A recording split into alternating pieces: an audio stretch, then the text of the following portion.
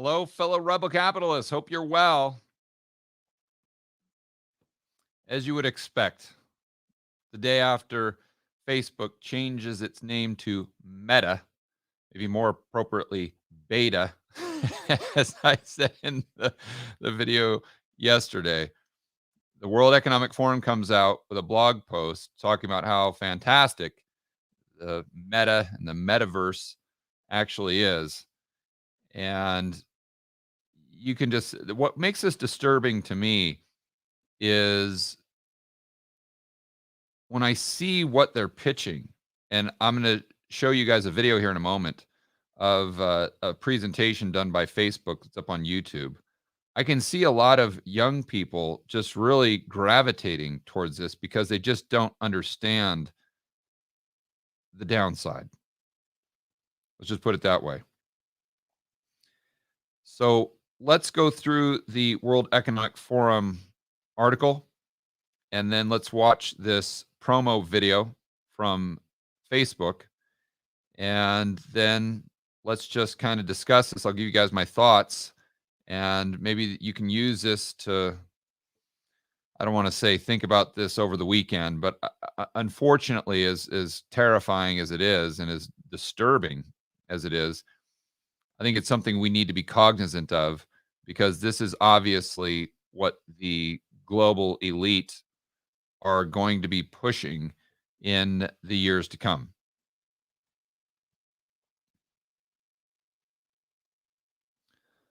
What is the metaverse and why should we care?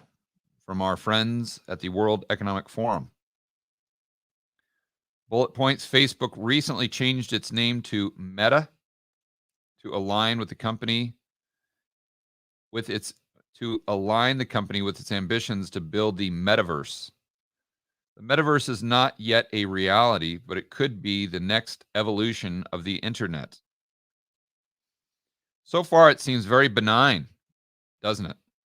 And the way they sell this to you, it sounds like it's incredibly exciting and revolutionary.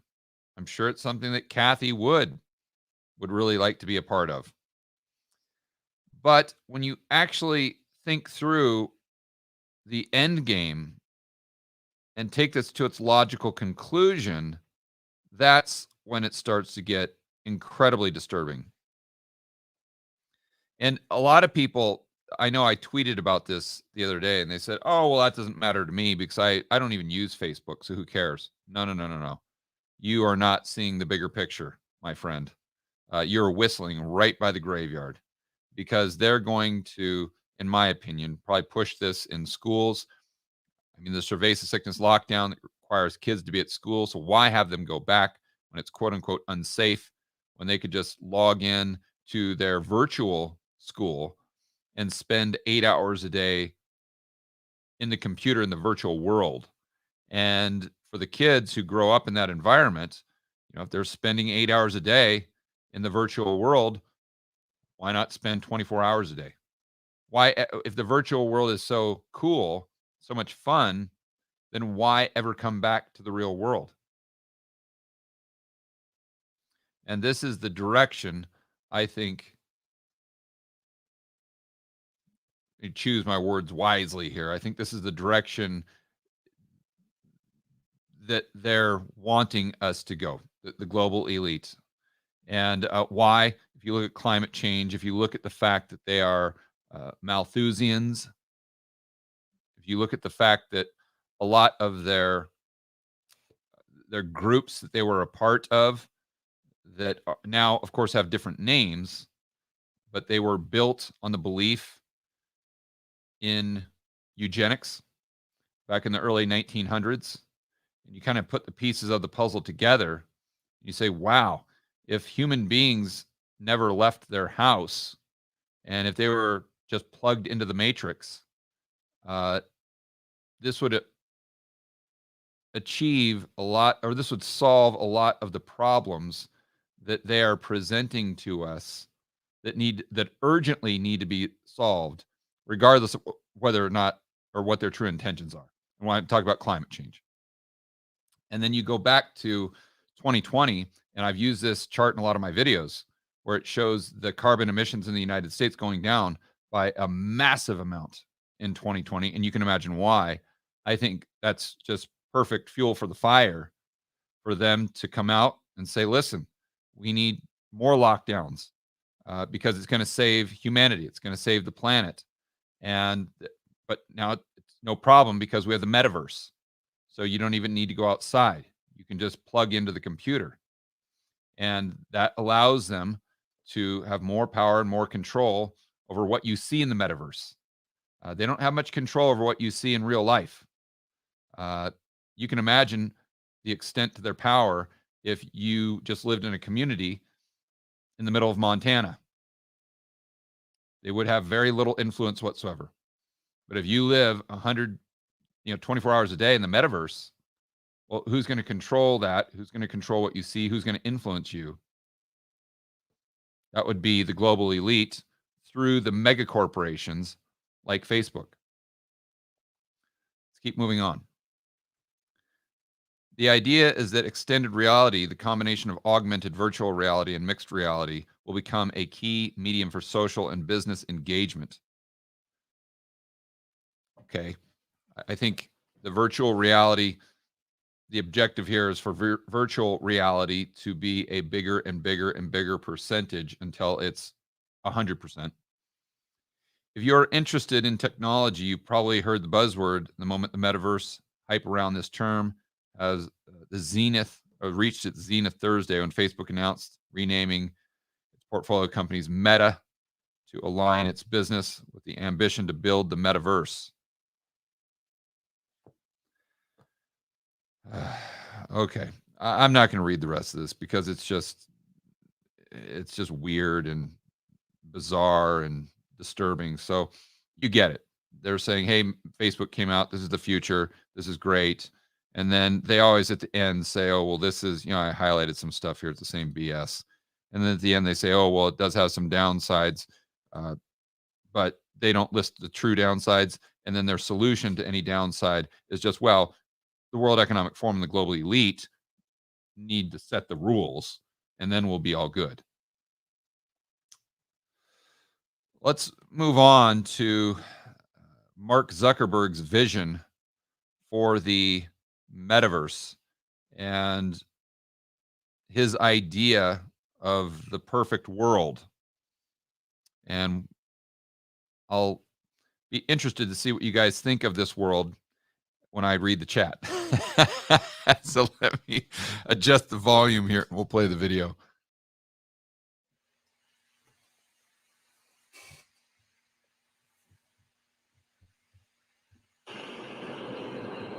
Imagine you put on your glasses or headset and you're instantly in your home space.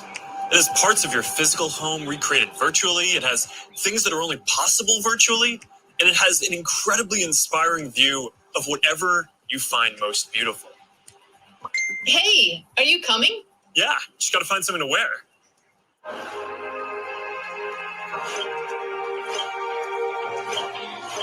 right, perfect. Oh, hey, Mark. Hey, what's going on? Hey, Mark. What's up, Mark? Whoa, we're floating in space? Huh? Who made this place? It's awesome. Right?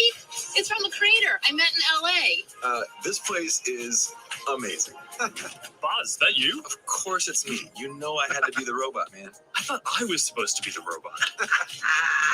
Whoa. I knew you were bluffing. Hey, wait. Where is Naomi? Let's call her. Naomi. Hey, should we deal you in? Sorry, I'm running late, but you've got to see what we're checking out. There's an artist going around Soho hiding AR pieces for people to find. 3D street art? That's cool. Send that link over so we can all look at it. This is stunning. That is something. That's awesome. Oh, I love the movement. Wait, it's disappearing. This is amazing. Hold on. I'll tip the artist and they'll accept it. Wow. If you guys like it here, I have another room that you're going to love. Check out this forest room. Huh, let's see it. Koi fish that fly? That's new. This is wild. Hey, one sec, Boz. It's Priscilla. Okay. So you guys get it here. Let me adjust the volume. Okay. Back to my mic. and you guys get the premise of this. And again, at surface level, looks pretty cool. I think young people would really be attracted to this, but you've got to think of the cost benefit analysis here. What is the benefit? How does this help us create more goods and services? How does this make us wealthier? I know how it would make us fatter because we'd never leave the house and we'd never exercise.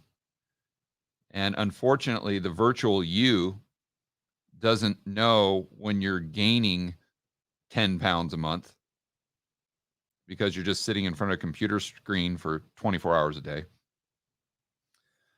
I don't see the real upside here as far as the benefit to society. I see people just using this as an escape to remove themselves from the real world. And at the end of the day, these people forget that we live in the real world. We have to produce things for ourselves. We have to put a roof over our head. We need energy to power the metaverse, something maybe Zuckerberg forgets. So although this may be fun entertainment, I think it puts us on a very slippery slope. And the people that are in charge of that entertainment, I think maybe don't have the best intentions of society at large as their number one priority. And it just, I think about when I grew up. I was born in 1973. And back then, the first thing that you wanted to do when you were 7 years old, 8 years old, is just go out and explore the world. I remember we used to take me and my buddies, we had those BMX bikes. I'm sure you guys remember those. And we never wanted to be in the house, ever, ever, ever, ever. We wanted to be out on our bikes, riding up in the mountains. We wanted to get out of the purview of our parents. We wanted to go fishing. We wanted to go hunting. We wanted to go explore the wilderness. I remember back then, even at 7, 8 years old, me and my buddies would leave on our bikes in the summer. We'd be gone for 10 hours. And my mom, my parents would have absolutely no idea where I was. And they just didn't care because kids were out there being kids. But it allowed me to not only explore the world, but really understand how to communicate with other people, how to problem solve in the real world, and how to really grow into a position and into the adult that I am today, where I can manage people, where I can actually run a business, where I can function in the real world, where I can handle things if they don't go my way. Everything is not peachy and rosy in the Mark Zuckerberg, or everything is peachy and rosy in the virtual world that he wants to create. But as all of us know on this live stream, that's not reality. That's not the real world. Life is a roller coaster. It has ups and it has downs. And one of the things going out there and exploring the real world without any safety net in an environment that could have been very dangerous. The upside to that is I learned how to navigate the real world as an adult and not only handle the highs of this roller coaster ride that is life, but also handle the lows. So what does our society look like, assuming that their intentions are good? Just for a moment, these global elite that are pushing this agenda, assuming that their intentions are good, what does society look like if 80% of the people are spending 20 hours a day in the metaverse? What does that do to the standard of living in the real world? How does that impact things? And quite frankly, no matter how cool the metaverse is or the virtual reality, the larger percentage of time that is being spent there would be equivalent to the percentage of decline in the standard of living for the actual real world, for reality. Because remember, at the end of the day, I don't care if you're living in the metaverse, you still need food. You still need shelter. You can't get that from Mark Zuckerberg's software. So by definition, if we're producing fewer things, less stuff, we are becoming poorer and poorer, and our level of dependency as a society becomes greater and greater and greater on those who are providing what we need, or maybe better said, what we're addicted to. And that would be the central planners, including, I think, the useful idiots like Benioff and the heads of these corporations and a lot of these tech companies. So I understand how young people might think this is cool, and to a certain extent, I agree. But my point is, let's be very, very careful, because this puts us on a very, very, very slippery slope, where if the young people are conditioned to prefer the virtual reality compared to reality, then we wake up in 50 years and the real world is something that none of us really want to be a part of. And at the end of the day, the real world is obviously what matters most, despite what Zuckerberg would want us to believe.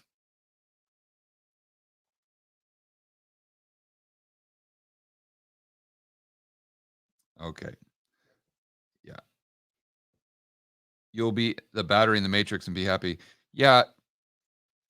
Whenever I see these stories and whenever I hear the narratives they push with climate change, it just takes me right back to that scene in The Matrix, right after Keanu Reeves, Neo, I guess his name is, takes the red pill. Remember that? And he wakes up and he's in that capsule of liquid and he looks around and all the other humans are in those capsules and none of them are consciously aware that they're living in this liquid gel. They believe that they are in the real world, but that real world is simply the matrix. And when I see things like this, it makes me wonder if that's not the long-term objective for the global elite, is for all of us to live our lives in the same state and just being plugged into the matrix, which essentially is the metaverse that they're talking about. Now, what their true intentions are, I'll let you be the judge.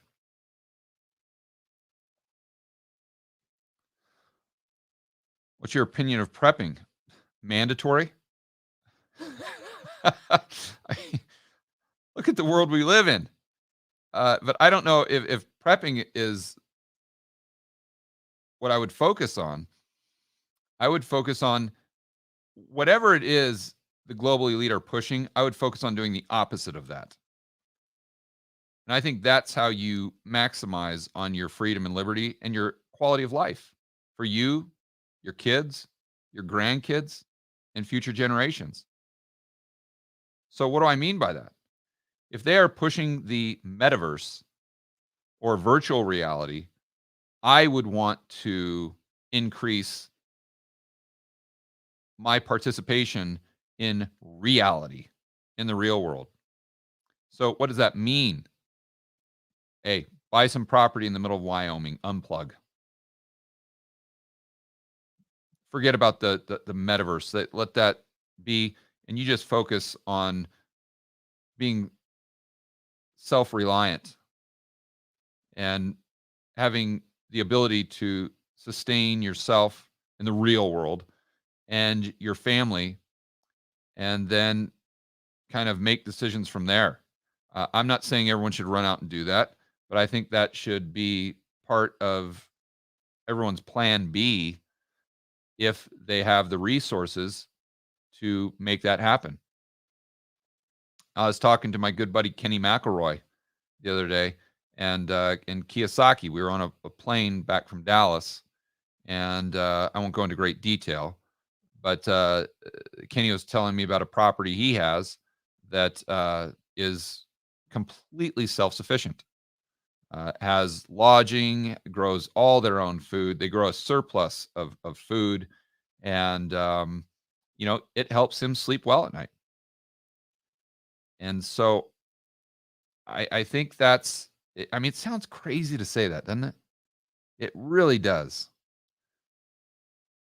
And I don't relish the fact that I have to bring this up. I mean, I'm by no means a farmer. I can tell you that. I'm kind of a city guy myself. I like the luxuries of living an urban lifestyle. But I understand that, unfortunately, in today's world, we've got to make some hard decisions, and we have to prioritize what matters most. And I don't think we can have it all. I think in 2019 we could, but not in 2021. So even if I go back to Medellin as an example, I'll most likely purchase, a finca out by the lake or something like that, just as kind of a plan B. Hopefully I'll never have to use it. But that's the good news. I mean, I think there are far more of us than there are of them. I say that all the time. And if we can just open up enough people's eyes to this, we can use technology to serve us better and to create a better life. But we always need to make sure that we are in control of technology, and technology is not controlling us through as an extension of the people that actually control the technology. I'm kind of going around in a circle, but it's very similar to government. It's the government should serve the people. The people should not serve the government.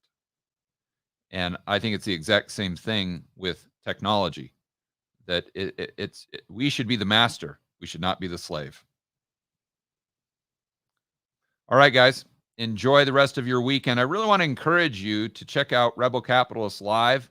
We're going to be talking about all this stuff with Ron Paul, G. Edward Griffin, macro with Lynn Alden, and investing with my good buddy Chris Cole and many, many others. It's going to be an amazing event in January 7th to the 9th in Houston, Texas. So check that out at Rebel Capitalist Live. Enjoy the rest of, or rebelcapitalistlive.com, excuse me. Enjoy the rest of your weekend, guys. Make sure that we stand up, fight for freedom, fight for liberty and free market capitalism.